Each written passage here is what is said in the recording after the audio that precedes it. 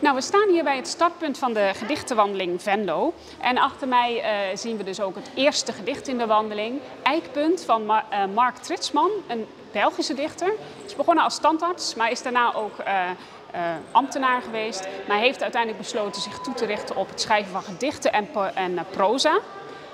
Eikpunt is een gedicht dat gaat eigenlijk om alle omzwervingen van de mens. Misschien om juist op zoek te gaan naar gehechtheid of om onthechting te zoeken. Maar het beschrijft dat iedereen eigenlijk altijd op zoek is naar herkenbaarheid. Naar een gevoel van houvast en dus een eikpunt. En hoe mooi is het dat dit gedicht hier op het station staat, waar we ook dadelijk gaan beginnen aan de wandeling verder Venlo in. Eikpunt. Ja.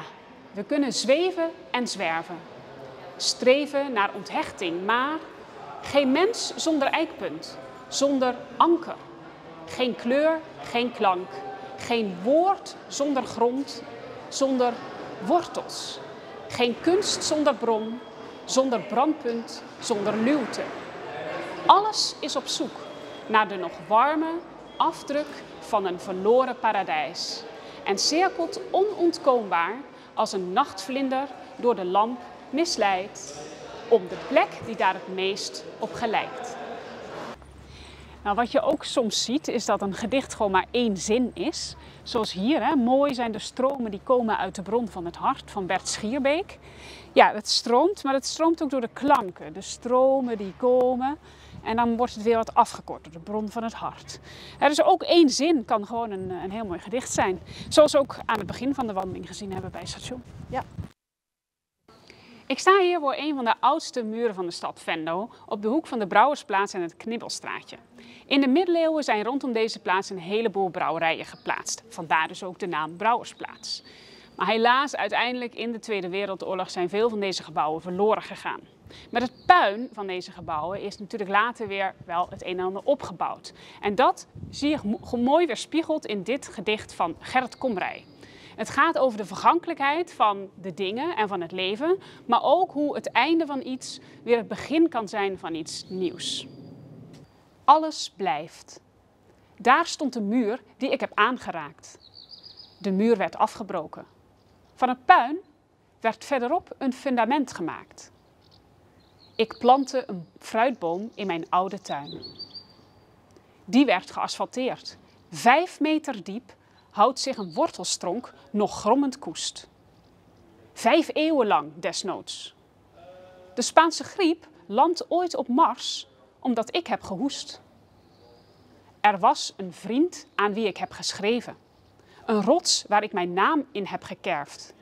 Je bent een deel van alles bij je leven en alles blijft bestaan wanneer je sterft.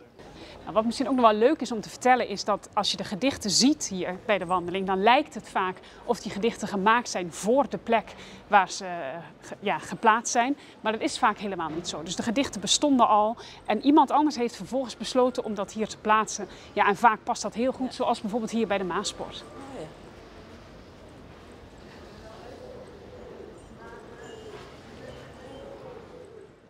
Dan zijn we hier alweer aangekomen bij het laatste gedicht van de gedichtenwandeling in Venlo.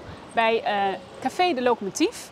Een heel oud pand, wat al jaren stand houdt in Venlo. Heeft ook al heel veel verschillende diensten gedaan en verschillende namen gehad. Maar nu kent iedereen het als het Café de Locomotief. En hoe mooi is het dan dat daar juist dit gedicht staat. Wat gaat over de rookpluimen van een trein. Het gedicht leest zich van onder naar boven. Dus het is eigenlijk ook meteen een vormgedicht.